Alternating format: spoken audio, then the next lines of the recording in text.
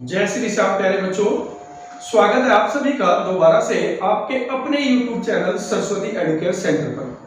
तो बेटा आज की क्लास में हम लोग स्टार्ट करेंगे अपने इकोनॉमिक्स 12th की सेकंड बुक यानी इंडियन इकोनॉमिक्स। ठीक है, तो आज की क्लास में उसका जो पहला चैप्टर है Indian economy on the eve of independence, बेटा उसको हम लोग स्टार्ट करेंगे।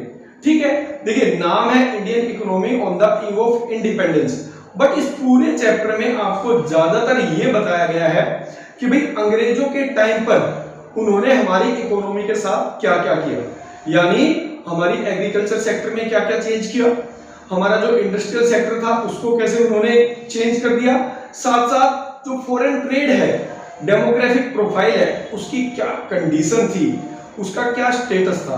तो ये सारी चीजें बेटा हम लोगों को इस चैप्टर में पढ़ना है। देखिए बहुत सिंपल सा थ्योरी है लाइक हिस्ट्री।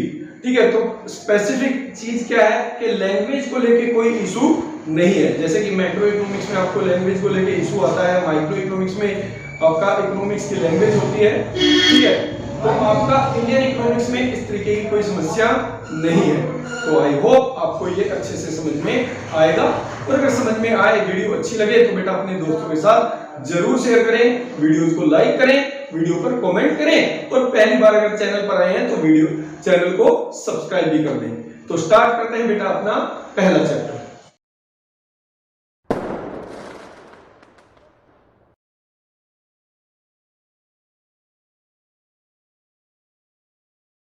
तो बेटा जो आपका पहला चैप्टर है इंडियन इकोनॉमी का, उसका नाम है Indian economy on the eve of independence.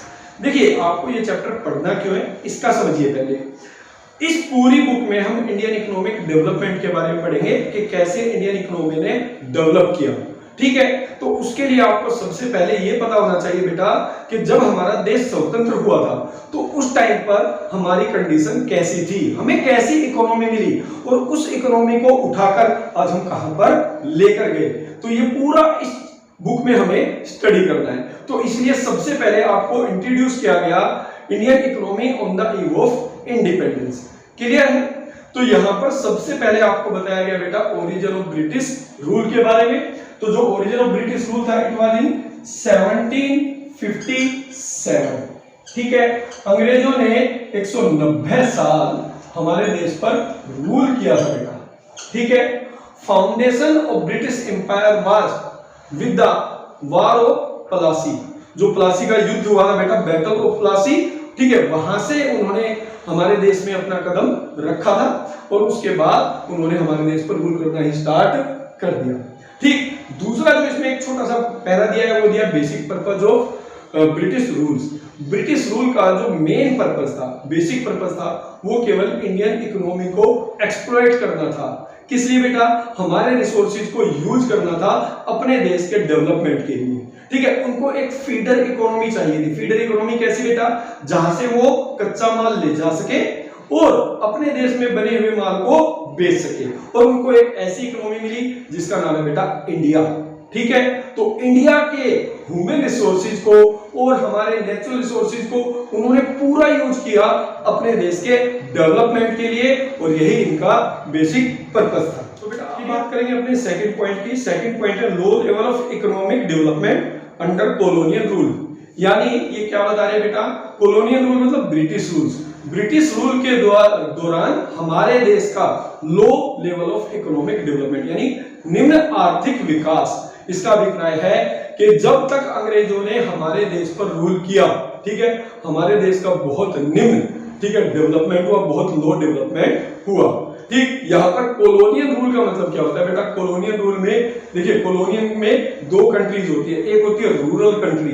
Rural country कौन है बेटा? रूरल कंट्री है ब्रिटेन, और उसकी दूसरी होती है कॉलोनी, और कॉलोनी कौन है? इंडिया। अब इंडिया को कॉलोनी क्यों बोला गया?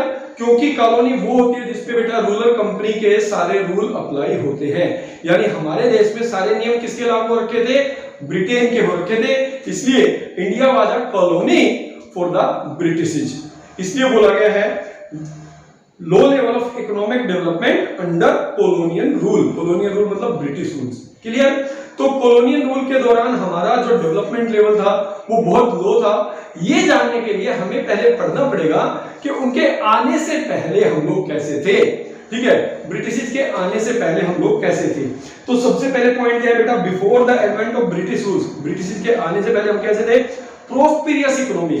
प्रोस्पेरियस का मतलब होता है बेटा अमीर, प्रोस्पेरियस, प्रोस्पेरियस इकोनॉमी मतलब अमीर देश था। India was a rich country, India was a rich country, independent थी बेटा, पूरी तरह स्वतंत्र थी, सेल्फ रिलायंट थी, आत्मनिर्भर थी, और प्रोस्पेरियस थी। प्रोस्पेरियस मतलब जिसके पास बहुत सारे रिसोर्सेज थे। Everybody know before British come in the India, India country was known as सोने की चिड़िया। भारत को हम लोग क्या कहते थे अंग्रेजों के आने से पहले बेटा, सोने की चिड़िया, और कहते नहीं थे, इस नाम से ये पूरे वर्ल्ड में विख्यात थी। तो आप समझ सकते हो कि इंडियन इकोनॉमी अंग्रेजों के आने से पहले कितनी रिच थी। दूसरा बेटा एग्रियन इकोनॉमी। एग्रियन इकोनॉमी का मतलब agriculture based economy.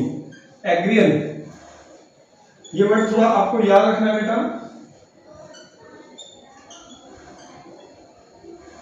That is agriculture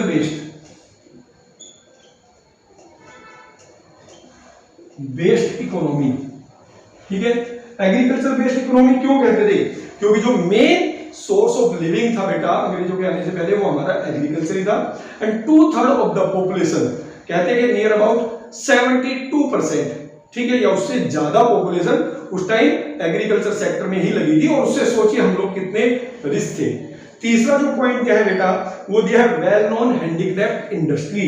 well known handicraft industry, इसका मतलब क्या है बेटा, इसका मतलब है कि अंग्रेजों के आने से पहले जो हमारी हैंडीक्राफ्ट इंडस्ट्री थी वो वर्ल्ड फेमस थी। ठीक है, वर्ल्ड फेमस का मतलब क्या है कि जो हमारे हाथों से बनी चीजें थी उसको, उसकी पूरे विश्व में डिमांड थी, पूरा विश्व हमारे देश में बनी वस्तुओं की मांग करता था। क्लियर, तो हमारे देश जो है पूरा वर्ल्ड फेमस था, हमारे देश को पूरा विश्व जानता था, और हमारे देश में बनी बहुत सारी चीजों की इंटरनेशनल मार्केट में बहुत ज्यादा डिमांड थी।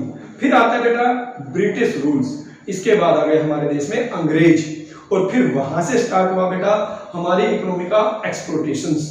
ठीक है, पूरी तरह से शोषण, low level of economic development. तो इसमें इन्होंने प्रूव किया कैसे, पहला पॉइंट दिया बेटा लो लेवल के लिए, low level of national income and per capita income, per capita income. देखिए वैसे तो ड्यूरिंग द ब्रिटिश रूल कोई ऑफिशियल सेंसस हमारे देश में नहीं हुआ था, ठीक है, बाद में जाके हुआ, बट फिर भी कुछ इकोनॉमिस्ट थे, ठीक है, जिन्होंने हमारे देश में पर कैपिटा इनकम और नेशनल इनकम को लेके डेटा इकट्ठा किया था।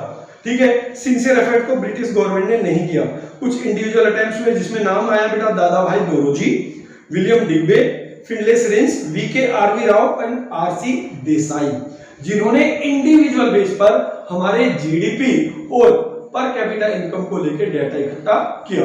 और इसमें जो सबसे रिलायबल, सबसे सिग्निफिकेंट डेटा है बेटा वो था डॉक्टर वीके आरवी राव का। ठीक है, बट इन्होंने भी क्या बताया, इन्होंने बताया कि हमारा जो जीडीपी ग्रोथ रेट था बेटा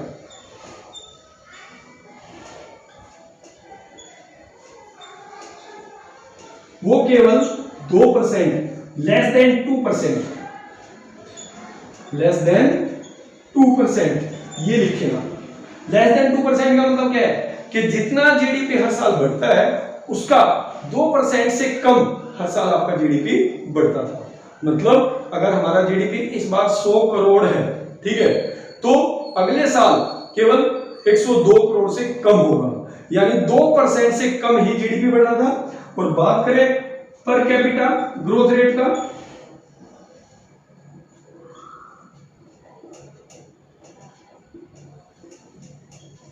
it was 0.5%, it was 0.5%। तो आप समझ सकते हैं ना तो हमारा जीडीपी ही बढ़ रहा था और ना हमारा पर कैपिटा आउटपुट बढ़ रहा था। तो इट्स इंडिकेट कि हमारा जो लेवल ऑफ आउटपुट था it was also very low, और जो हमारे लोगों की पर कैपिटा इनकम थी it was also very low.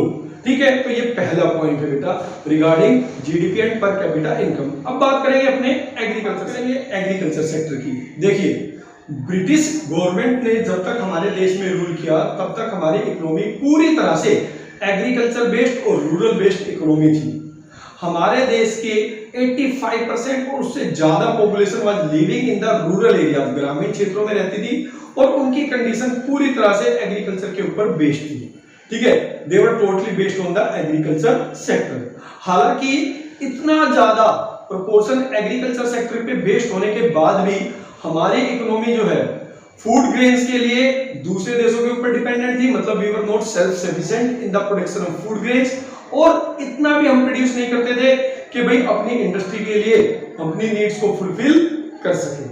ठीक है, इसका मतलब ओवरऑल ये था कि there was a stagnance in the production of agriculture sector. Stagnance का मतलब होता है बेटा गतिहीनता, जिसमें कोई मूवमेंट ही नहीं थी, यानी एग्रीकल्चर सेक्टर का जो प्रोडक्शन था वो बढ़ ही नहीं रहा था। एग्रीकल्चर सेक्टर का प्रोडक्शन जो है गतिहीन था, उसमें कोई गति नहीं थी। तो अब जानते हैं उसके रीजन क्या थे, reason behind stagnance of agriculture sector. तो पहला बेटा जमींदारी सिस्टम, जमींदारी सिस्टम। ठीक है, आप इसको ऐसे भी याद रख सकते हैं, या इसको आप कहते हैं लैंड, जो आपकी बुक में लिखा है सेटलमेंट सिस्टम। तो अंग्रेजों के टाइम पे जो लैंड सेटलमेंट सिस्टम था वो था जमींदारी सिस्टम, वो था जमींदारी सिस्टम। उसमें अंग्रेजों ने क्या किया बेटा, जमींदारों को परमानेंट ओनर डिक्लेयर कर दिया। पहला पॉइंट ये लिखना है, जमींदारों को परमानेंट ओनर डिक्लेयर कर दिया। जमींदार was the permanent owner of the land, वो परमानेंट ओनर थे बेटा लैंड के।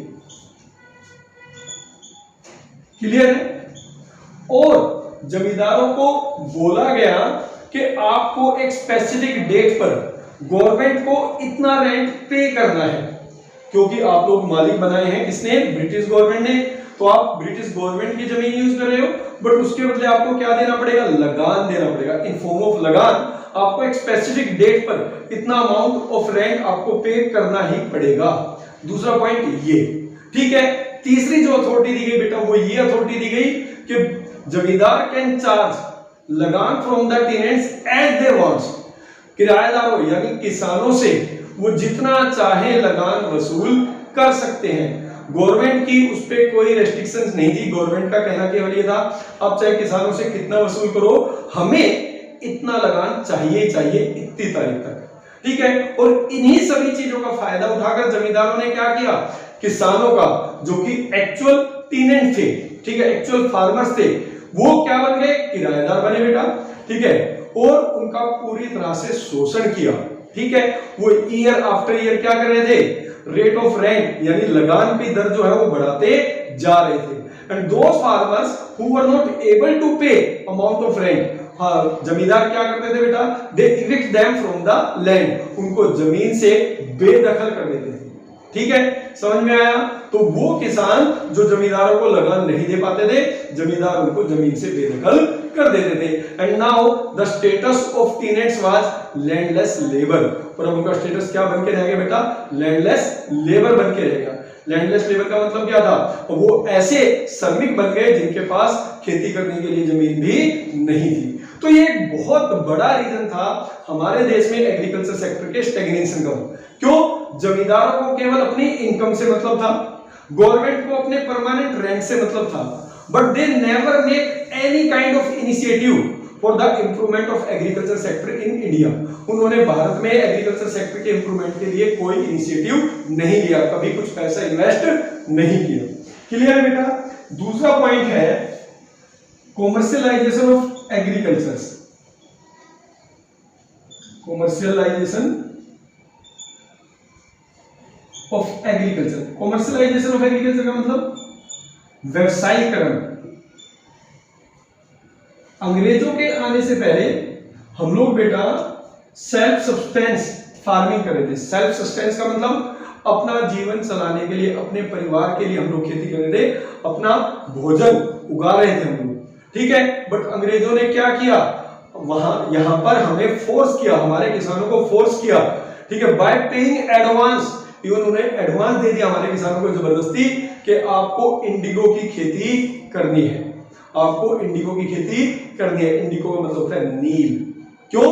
क्योंकि at that time in Britain textile industry was on peak. जो टेक्सटाइल इंडस्ट्री थी, कपड़ा उद्योग था बेटा, वो पीक था, पीक पर था, मतलब बिल्कुल टॉप पर चल रहा था, और उसके लिए उनको नील की आवश्यकता थी। तो अंग्रेजों ने हमें फोर्स किया कि हमारे किसानों को कि हमें नील की खेती करनी है, ठीक है। पहले तो इसका मतलब अब क्या हुआ, पहले वो अपने खुद के लिए अनाज प्रोड्यूस कर रहे थे, अपने परिवार के लिए अनाज प्रोड्यूस कर रहे थे, बट अब वो प्रोड्यूस कर रहे थे बेटा मार्केट ओरिएंटेड क्रॉप्स, जिसको बाजार में बेचा जाएगा और उसके बाद पैसा मिलेगा, तो उसके बाद वो अनाज खरीद पाएंगे। इससे क्या हुआ, किसानों की कंडीशन और ज्यादा खराब हो गई, क्योंकि they were now mainly based on the uncertainty of market. कब नील बिकेगा, कब अनाज खरीदेंगे। क्लियर? तो यहां पर ये दूसरा पॉइंट है बेटा। तीसरा आता है low level of productivity. Low level of productivity का मतलब कि कंपैरेटिवली पर हेक्टेयर जो हमारा आउटपुट था एग्रीकल्चर सेक्टर में, it was very low, it was very low as compare to other country, ठीक है। उसके रीजन क्या थे बेटा, cultivator had neither the means, ना तो उनके पास साधन थे, ना उनके पास ऐसा कुछ था कि वो इन्वेस्ट कर सके एग्रीकल्चर में, ठीक है। जमींदार के पास कोई गांव में उनका कोई लेना देना ही नहीं था, वो गांव में केवल क्या आते थे, मैं आपको में देखा हुआ सीरियल में, केवल लगान वसूल करने, ठीक है। उनका एग्रीकल्चर सेक्टर से, किसानों के हालात से कोई लेना देना नहीं था, ठीक है। और इससे ज्यादा और क्या प्रॉब्लम हुई बेटा, कि उनके पास ऐसी कोई मॉडर्न टेक्नोलॉजी भी नहीं थी, ठीक है, एग्रीकल्चर सेक्टर्स की। वो लोग क्या करते थे, बुल कार्ट वगैरह का यूज करते थे। तो ये बहुत सारे रीजन है लो लेवल ऑफ प्रोडक्टिविटी का, ठीक। इसके बाद जो नेक्स्ट पॉइंट है बेटा फोर्थ, वो है स्केर्सिटी ऑफ इन्वेस्टमेंट।